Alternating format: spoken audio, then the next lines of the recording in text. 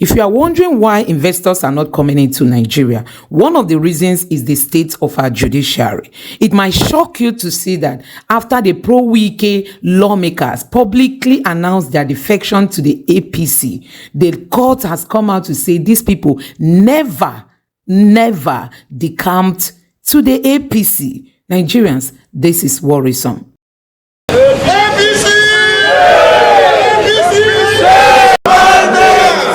Okay, hold on. So guys, the Nigerian Judiciary is at it again. After what happened during the last 2023 presidential election, the judiciary is still playing with the future of Nigerians.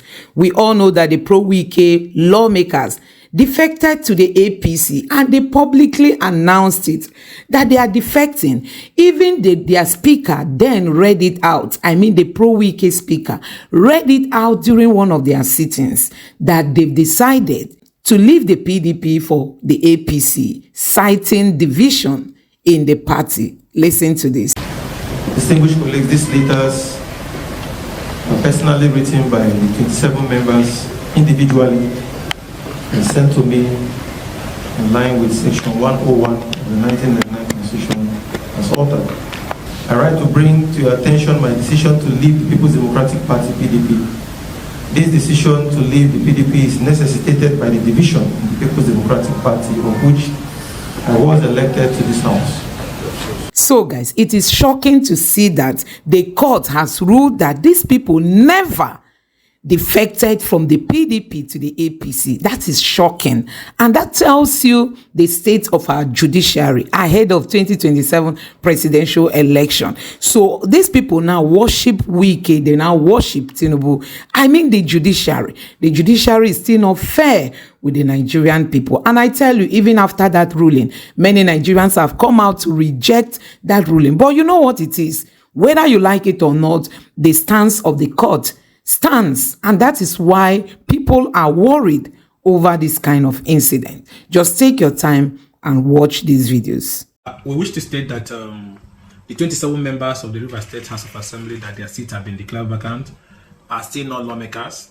Their seats have been declared vacant, and this is also backed by a subsisting order of a competent court. And the only way they can emerge to be lawmakers again is if INEC conducts by election to fill those vacancies. So people should disregard the purported news of their reinstatements. And it's so painful that these are people who have decamped from the People's Democratic Party to the APC. Suddenly now they're running back to say, oh, we are back to PDP. But Nigerians need to know that there's a filing at the Federal High Court where these people swore to an affidavit at the Federal High Court that they left PDP because of the so-called imaginary division that is not even existing anywhere in PDP.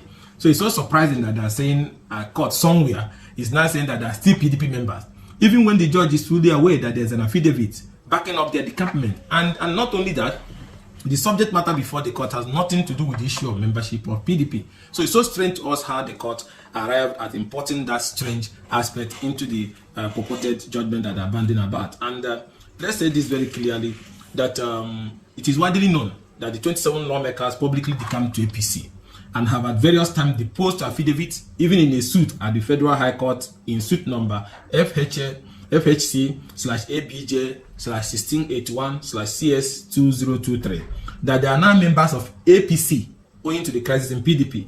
So the position of the law in this respect is very clear that once a member of a political party in the parliament defends another political party, when no crisis exists in his political party, such a seat is declared vacant.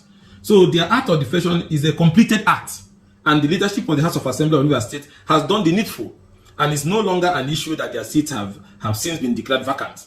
So we're calling on NJC. Defected from the PDP to the APC remain members of the PDP, according to the court today, that membership of a political party can either be in two ways, either by membership or by being enlisted as members. And it said that defection does not stand, and as such, they remain members of the House of Assembly in Rivers State. Of course, the Rivers State Commissioner for Justice and the Attorney General has been reacting to the judgment coming out of the High Court today. Clearly stated that Right Honorable Martins Chike Amehule remains the Speaker of the State House of Assembly, as well as other members are quite and remain members of the State House of Assembly, and their laws, the laws that are passed are legitimate, and the state government is bound to obey the laws passed by these honorable members. That's exactly what the court said this morning. Well, I'm sure that you heard the court. A lawyer from the PDP came and said that they remain members of the PDP. As far as their record is concerned, they have not left the party. They are still members of PDP. Honorable, for joining us tonight, give us an insight on what you make of the decision of the High Court, which the Attorney General disagree with. The High Court said, look, those members, 27 of them, who defected from the PDP to the APC, still remains members of the PDP, and that you cannot use any ceremony or television program to declare your membership of a political party. It can only happen via two ways. According to the court today, the High Court says it can happen when you are enlisted officially as a member of the party or by carrying the membership card of the party. What are your views on the decision of the court today? Well, thank you, Sean, for having me. And I would like to start on the note that the issue of political defection is a constitutional matter which has been given judicial interpretation in several cases, amongst which are almost the locus classicus, Abegude and the Ondo State House of Assembly. In this particular judgment, where the Rivers State High Court had heard that the 27 members of the Rivers House of Assembly who had last year declared their membership of APC from the PDP as still members of the PDP appears to be strange, because even though the court, in my opinion, was right in saying that, to become a member of a political party, you have to be enlisted in the register of the party. You also have to carry a party card. But in the instant case, it will appear to me that the 27 members of the Rivers House of Assembly publicly declared their membership, and there are electronic evidence to that effect. And the 27 members themselves have not denied, even up to now. What I think is that depending on the issues that were submitted to that court for interpretation or adjudication, the court seems to be placing the burden of proving membership of a political party on the plaintiffs or the claimant in that particular instance. But it is important to state that Section 109, subsection 1G of the Constitution makes it quite clear as to what will happen if any member of the legislature, particularly the House of Assembly now, defers from a political party that sponsors this election, except, of course, if there are clear divisions in the party which makes the party not to be able to function properly. So, strictly speaking and legally speaking, political defection has been outlawed by the Constitution of the Federal Republic of Nigeria. But however, there are exceptions, and those exceptions are meant to be proven by a party who seeks to change his political party platform for another party. So today's judgment is one that should require further judicial intervention, at the Court of Appeal level, in order to ascertain. It has moved the issues from losing your seat from decamping from your party to membership of a political party. The question is, what are the criteria for determining the membership of the political party? That is the legal issues that have been raised by today's judgment. And I am sure that the higher courts will have to intervene to give proper interpretation to what constitutes membership of a political party and how somebody can acquire membership of a political party given the circumstances of this particular case. One of the issues raised, which I'd like you to also clarify, the Attorney General of the state is also speaking about jurisdiction of the court of the state high court in hearing a conflict between the state assembly and the issues of defection of of a state lawmaker from their political party, and as established in Abegunde versus Ondo State House of Assembly, it was also established that you have to be able to define what a crisis is in the political party, and not just in the local level. It has to be at the highest level of the political party. And so the Attorney General is saying that by the provision of Section 272, subsection 3 of the Nigerian Constitution, that the High Court of the state does not have jurisdiction to hear the matter of defection between the lawmakers and the State House of Assembly. What do you make of that position? Perhaps that explains the position of the law with respect to that issues. But I wouldn't know if that argument was canvassed before the particular judge who delivered this judgment today. If that issue was not canvassed before him, and he did not raise the issue suo motu as a threshold matter to be determined before entering into the merit of the case, then it can be a matter for an appeal, because you can raise it at any point in time. But the truth is that the Federal High Court is seized, with issues relating to conflicts arising between two tiers of government or intergovernmental relations. So I agree that when it comes to issues between a political party, between a tier of government and another tier of government, and it involves an agency of government like the INEC, which is necessarily a party in this matter, the Federal High Court is seized of the jurisdiction.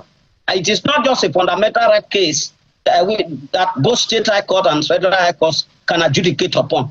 So it is correct. But if he didn't raise it at the trial court where this judgment was given, then it may have been a negligence on his part, and he may have the opportunity on appeal, to raise the issue of jurisdiction. And it is a very crucial point that must be canvassed. So what then happens when there is a subsisting interlocutory injunction that Amaule and 26 others should not parade themselves as members of the assembly? Now you have a court of coordinate jurisdiction, you would say, ruling in same matter. What happens? And look, in the eye of the state, it said, look, disregard the judgment of the State High Court because there is a subsisting interlocutory injunction saying that they should not parade themselves. How then do the public interpret this? Well, that is a conundrum that the judiciary needs to sort out for the justice system of our country.